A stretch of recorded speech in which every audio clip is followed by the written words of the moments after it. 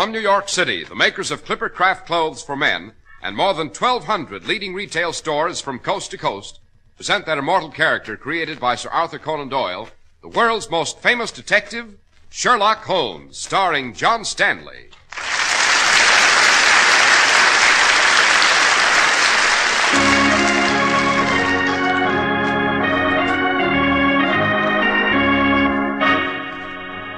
This week's story, The Case of the Burmese Goddess. Yes, Watson. This little jade goddess is an ancient relic of Burma, and its legend is as evil as its appearance. Indeed? What is its legend, Holmes? It's said that he who possesses this tiny goddess dies. But first he's forewarned by a strange death song, somewhat like the reedy melody used by snake charmers to... Good Lord, Holmes! Listen!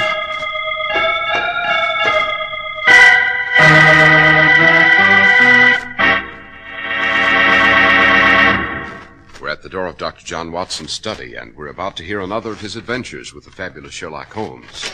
Well, good evening, Mr. Harris. Good evening, Dr. Watson. I presume you have one of your memoirs ready for us tonight? Indeed I have. And this one, Mr. Harris, although taking place in our familiar haunts of London, had sinister and mysterious overtones from the Far East, which to a lesser man than Holmes might have defied analysis. Well, what do you call this memoir, Dr. Watson? Holmes and I always refer to it as the case of the Burmese goddess. And Mr. Harris, after our audience is properly informed about the merits of Clipper Craft clothes, I shall proceed with the facts of this very unusual story. One of the best investments you can make is a really fine suit of clothes. That's an investment that will help you socially, in business, and give you all-around lift. And you don't have to spend a fortune, because a Clipper Craft suit of finest material, designed and beautifully finished by master tailors, now costs you only $45. That's right, only $45. But don't let that moderate price fool you. Every Clipper Craft suit looks like it costs many, many dollars more. Here's the reason you get so much more in style, workmanship, and value in Clipper Craft clothes. More than 1,200 independent local merchants have pooled their tremendous buying power to give you the amazing Clipper Craft values. But remember this, aside from the money you save, a new Clipper Craft suit will really do things for you. Put one on and see how it really hugs your neck, how it broadens your shoulders, slims your hips, gives you that keen, well-built look. So buy a nationally famous Clipper Craft suit. See what really fine tailoring can do for you.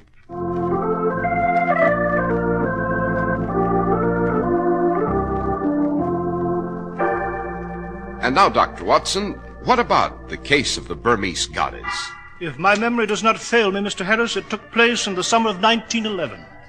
This was a time when England had consolidated her empire, and many of Britain roamed the far eastern domains in search of its ancient treasure. Among these was Sir John Brandywine, recently returned from Burma with a collection of priceless relics. He hadn't been in London an hour, however, when he received a strange visitor. Sir John, my name is Ah Daku. I have come a long way, indeed from my native land of Burma, for this interview. Yes, and what is it you want, sir? Some months ago, a sacred Burmese temple near Sitang was desecrated by vandals, robbed of its sacred relics. Among these was the jade goddess of Ema, the serpent goddess. Originally, there were two goddesses, the sisters of Ema, but one of them vanished centuries ago. Yes, quite.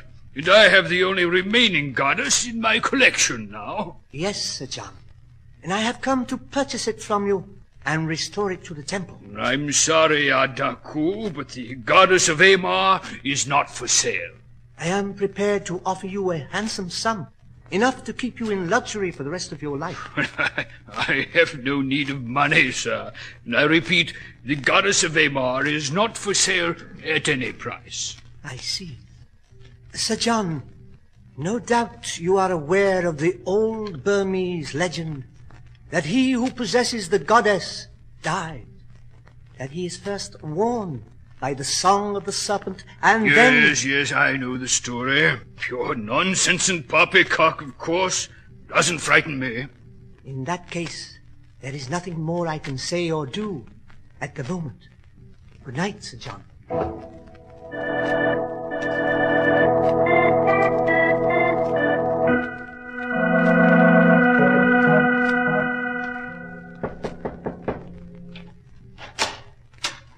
Sir John Brandywine. Yes? My name is Bailey, Reginald Bailey. I am an art collector specializing in Oriental objects of art. Well, Mr. Bailey? A client of mine saw the goddess of Amar when you exhibited it briefly in Paris on your way to England here. He has commissioned me to purchase it for him. My dear sir, you're the second prospective purchaser I've seen this evening. And I'll repeat to you what I said to the first. The goddess is not for sale. My client is willing to pay £10,000, a generous offer. I'm sorry, Mr. Bailey. Sir John, I'm afraid you're being stubborn. I've been a collector long enough to know that there is no such thing as a priceless item. Everything has its price, and if it is a question of money... For the last time, sir, I shall try to make myself clear. I will not sell the idol at any price. And now, Mr. Bailey, good night.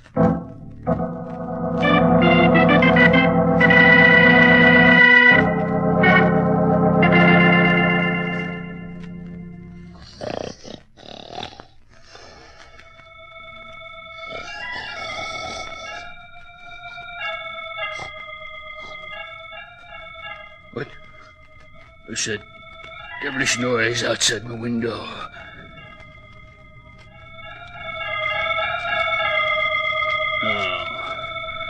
No, it can't be. That confounded Burmese legend. It's absurd. Soon find out what this is all about.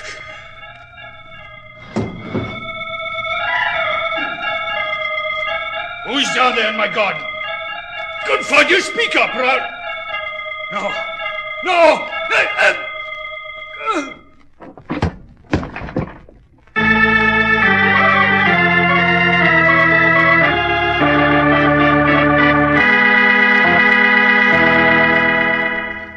So you think Sir John Brandywine was murdered because he possessed the serpent goddess of Amar, Holmes? Obviously, Watson, his demise followed the legend to the letter. After he was lured to the window, he was struck by a blowgun missile soaked in deadly reptile venom, and he died almost instantly. Oh, Jove. Now, all this makes it hard for a chap to believe he's living in the 20th century. Yes, true, Watson, but Sir John's room was rifled in highly modern fashion. Fortunately, however, he had the foresight to lock the goddess and the remainder of his collection in a vault immediately after he arrived in London. I wonder what became of the other goddess, Holmes, the one that vanished centuries ago. I believe I can give you the answer to that, Watson. Eh, you can? Who has it, Holmes? I have. What? Well, Yes, Watson. Oh, forgive me if it's one of the very few secrets I've kept from you these many years. Up to now, I saw no reason to mention it to anyone. You remember the adventure of the Rangoon Ruby? yes, indeed I do. That was some 10 years ago. Yes. At the culmination of that affair, the Burmese potentate involved was very grateful for some slight service I'd rendered him, and he gave me the goddess. It seems that it had secretly been kept by his family for many generations. But, Holmes, where is the goddess now? Safely under lock and key in my tin box at Barclay's Bank. But the only other goddess of Amar in existence, that possessed by Sir John Brandywine, will soon see the light of day. Eh? What do you mean? Oh, I take it you haven't read the Morning Telegraph, Watson. It seems that Sir John's widow is auctioning off her deceased husband's entire Burmese collection tomorrow morning at Brandywine House on Berkeley Square. Jove. Then, in view of Sir John's strange death, it might be interesting to see who bids for the goddess of Amar. Quite, Watson. And that is precisely why we shall attend the auction tomorrow morning.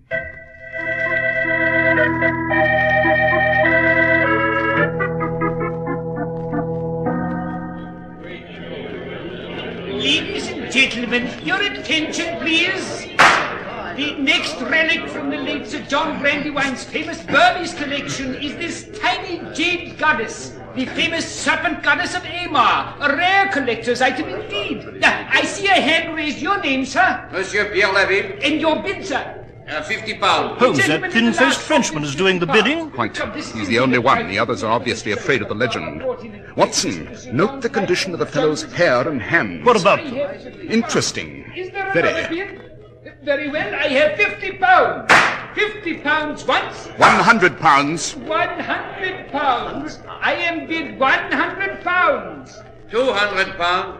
300. 4. 5. Holmes, what are you trying to do? By the goddess, Watson, outbid this fellow Labille for reasons of my own. Coming into her own. £500. Will someone offer 6? 6. 7. £700. Will the gentleman in the rear row give me 8? 800 pounds. £1,000. £1,000. 1,000 I have bid. Holmes, the other chap stopped bidding. He's leaving the auction. Yes, he is indeed, Watson. But we have a new and late arrival. Note the high-born Burmese gentleman hurrying through the door. I have 1,000 once, 1,000 twice. Sold for £1,000. Mr. Auctioneer, wait. My name is Ardaku, and I wish to bid. I'm sorry, sir, but the goddess of Amar has already been sold to the tall gentleman in the front row.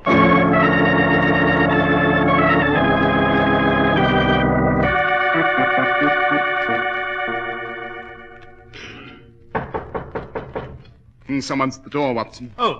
Yes, Holmes. Mr. Holmes? I am Sherlock Holmes. This is my colleague, Dr. Watson. My name is Reginald Bailey. I'm an art collector, Mr. Holmes, and a client of mine is interested in the goddess of Amar you purchased at the auction this morning. Well? My representative, Monsieur Labille, foolishly allowed you to outbid him, thinking the price was too high. Well, I am interested in buying it now and am prepared to offer you a generous price. How generous? £10,000. 10,000. Holmes, that's 10 times what you paid for. Yes, quite, Watson. But the goddess of Amar is not for sale. Mr. Holmes, you don't realize what you're saying. On the contrary, I know perfectly well what I'm saying. I repeat, the goddess is not for sale at any price. Now, Mr. Bailey, I bid you good night. Very well, Mr. Holmes. I can only say you'll regret your action. Good night. Well, dash it, Holmes, you must be mad, turning down an offer like that. Not at all, Watson. You recall the French gentleman who bid against me at the auction? You remember I referred to the condition of his hair and hands? Yes. The skin on the fellow's hands was desiccated and he'd lost his fingernails. Moreover, on certain areas of his head, he'd suffered a complete loss of hair. Dash it, Holmes, what's all this got to do with the Burmese goddess? It means, my dear fellow, that the jade figure I purchased is worth a fortune. It means that not one, but 2 mysterious parties want the goddess and will stop at nothing to get it. If I'm not mistaken, there may be a desperate attempt to kidnap the goddess tonight.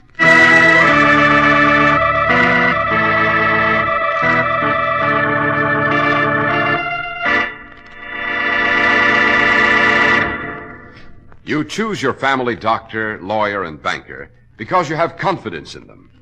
It's just as smart to choose the place where you buy your clothes for the same reason. Right now in your own city, a friendly, respected, independent merchant sells Clippercraft clothes. He believes and acts on the belief that you will appreciate the genuine savings he passes on to you. He doesn't sell dubious merchandise. His business is built 4 square on a firm foundation. Fine tailoring, outstanding style, value, and quality. Exceptional quality is guaranteed by the Clippercraft label in every suit and topcoat. That respected trademark derived from the staunch Clipper ships that established honest New England quality everywhere in the world. Yes, you can trust Clippercraft clothes and the men who sell them. That's why men who know insist on Clippercraft clothes bearing the Clippercraft label. So be sure to visit the Clippercraft store in your city. These leading stores in the metropolitan area are proud to add their names to Clippercraft in your suits and topcoats. In Manhattan, John Wanamaker Men's Stores, Broadway at 8th and 67 Liberty Street, Saks 34th, Broadway at 34th. In Brooklyn, Abram and Strauss. In Newark, New Jersey, Boulevard Men's Shop, Kresge Newark. And in Jamaica, the B&B Clothes Shop, 16408 Jamaica Avenue.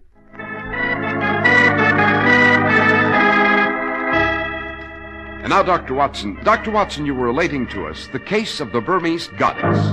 So I was, Mr. Harris. Holmes did not explain his observations any further, and I did not press him.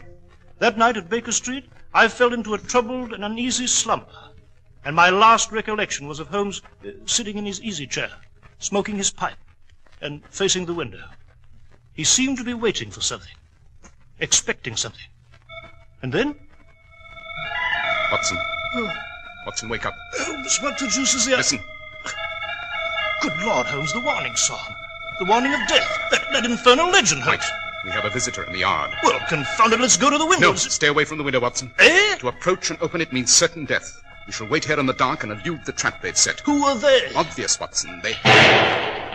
2 shots from outside our window. Yes, something's happened which I did not foresee. Watson, take your revolver and follow me down to the yard, quickly.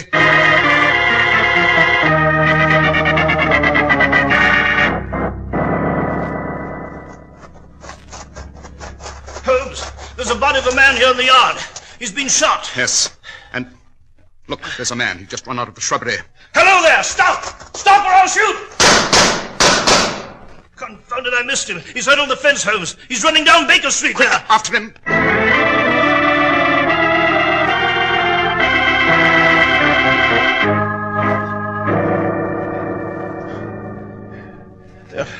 The beggar was too fast for us, Holmes. He got away. Yes, quite. But he's left us a souvenir in this corpse here. Right, let us examine the body. Aha! What is it? Identification papers, Watson. And note, they prove that this dead man is Inspector Paul Dubois of the French Sûreté. Eh? What's a French police inspector got to do with a Burmese goddess, Holmes? Everything, my dear fellow, everything. Remember, my competitive bidder at the auction was also French. Yes, the pieces of this remarkable puzzle are beginning to assemble themselves into a clear and precise pattern. And... One moment, Watson. Yes? Observe this slip of paper on the dead man's body. Seems to be a torn piece of rather expensive stationery. What of it? On it are written the words Room 322 in red ink. Well, Holmes, what does it mean? It means that very soon, Watson, I shall have the answer to this whole riddle. Suppose you find the nearest constable and inform him this affair. For the moment, I shall return to our flat upstairs. Well,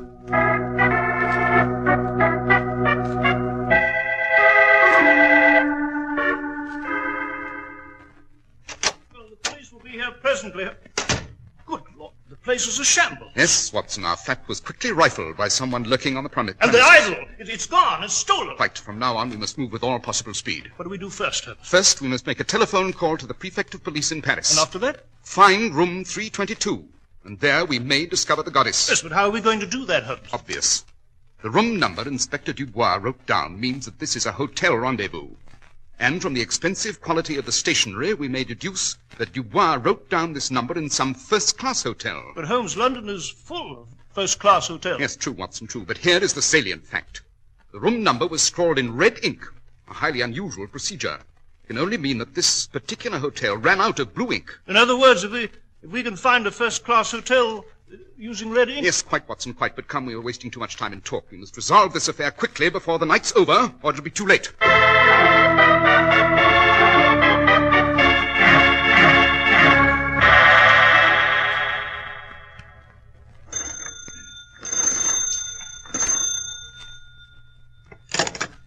Hello? Laville, this is Bailey. I'm down in the hotel lobby. Ah, oui. Did you get that goddess out of the Holmes flat? Oui, well, he ran after you, Monsieur Bailey. I took it from his apartment. It is here on the table now. I have already broken the goddess from the lead base. Be careful what you do, Laville. Have no fear in these matters, monsieur. Am I not an expert? Yes, but these Burmese devils are after that goddess too, Laville. They were outside Holmes' flat when I got rid of Inspector Dubois. I'll be right up and then we'll get out. Oui, Monsieur Bailey. As for these Burmese natives, they do not know where we are. Monsieur Bailey. What is it? What's the matter? They are here. They've come for the goddess. What? The song, the death song. It is outside my window. Laville, hide the lead base, you hear? Let them have the goddess. That's all they want. Monsieur Bailey, there's someone at the window. On the fire escaping. No! Ah! Laville! Laville!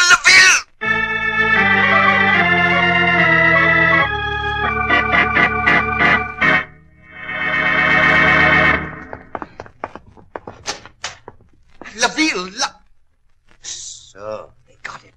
The Burmese devils, they got it. They took the goddess, but the base, yes, is still here on the table. Oh, the Oriental fools didn't know. They left me a fortune. Now to get out. Canada, perhaps, Australia. Or Newgate Prison, Mr. Bailey. Holmes! Dr. Watson! No, Bailey. Don't reach for that gun. As you see, I have my service revolver aimed straight at your head. I should not hesitate to use it at the slightest provocation. Note, Watson, the dead man on the floor is Monsieur Laville, my competitor at the auction. And he suffered the same fate as Sir John Brandywine, the Burmese revenge. Oh, yes. They've taken the goddess home. Yes, and good riddance. Let them take it back to the sacred temple whence it was stolen. Our concern is with Mr. Bailey here. How did you find me here? A matter of routine investigation, my dear fellow. I shan't bore you with the details. And I wouldn't clutch that lead base so tightly if I were you. I believe you'll find it worthless. What do you mean? I mean that it's merely a solid block of lead. You see, my dear fellow, you purloined the wrong goddess. What? Holmes, you mean you switched the figures? You took the goddess that you owned from the tin box at Barclays Bank and placed it in our flat? Precisely, Watson. And the goddess I purchased at the auction now rests quite safely in the custody of Inspector Lestrade at Scotland Yard. Then you cheated me. You cheated me out of a fortune. Quite. What's all this about? What fort? Fortune in radium, Watson. Radium? Exactly. A grain of radium stolen from the Curie laboratories in Paris, hidden in the base of the goddess of Aymar, and thus smuggled into England.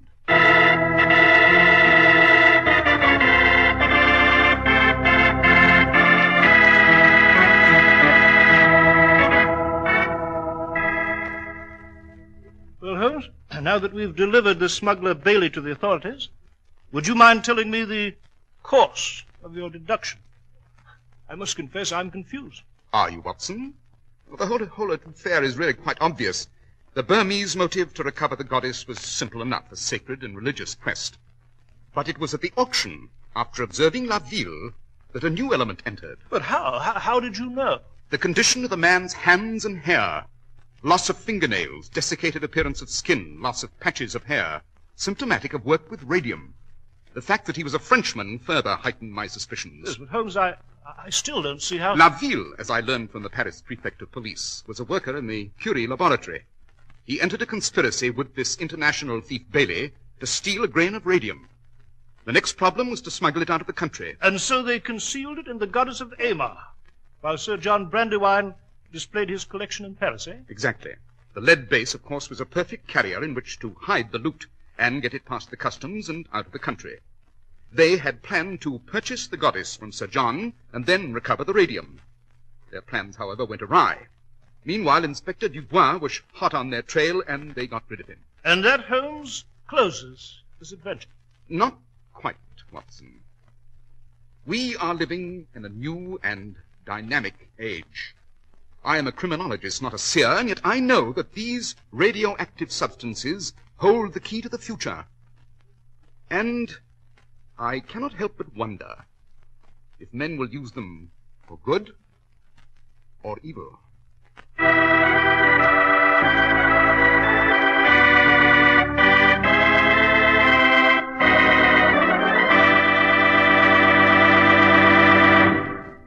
Well, Dr. Watson, that was quite an adventure, sir. Yes, indeed it was, Mr. Harris.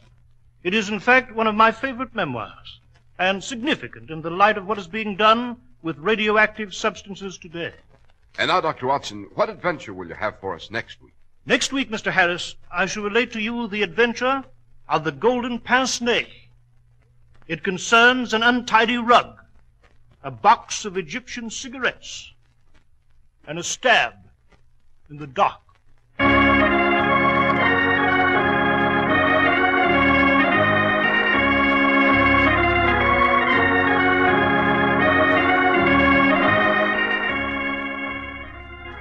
The makers of Clippercraft clothes and more than 1,200 stores from coast to coast have brought you another in the new series of broadcasts featuring the world's most famous detective, Sherlock Holmes. Our stories are based upon the character Sherlock Holmes, created by Sir Arthur Conan Doyle, and the program is produced and directed by Basil Loughrane. Sherlock Holmes is played by John Stanley, Dr. Watson by George Spelman. This week's story was written by Max Ehrlich with special music by Albert Berman. If you don't know your Clippercraft dealer, write Clippercraft, 200 Fifth Avenue, New York City. Be sure to listen next week to Sherlock Holmes in The Adventure of the Golden Pince-Nez. This is Cy Harris speaking for Clippercraft Clothes, Mutual Broadcasting System.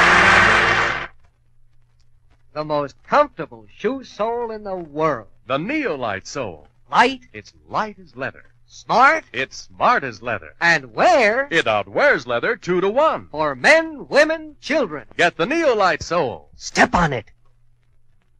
This is WOR, New York, serving the largest single-station audience in America.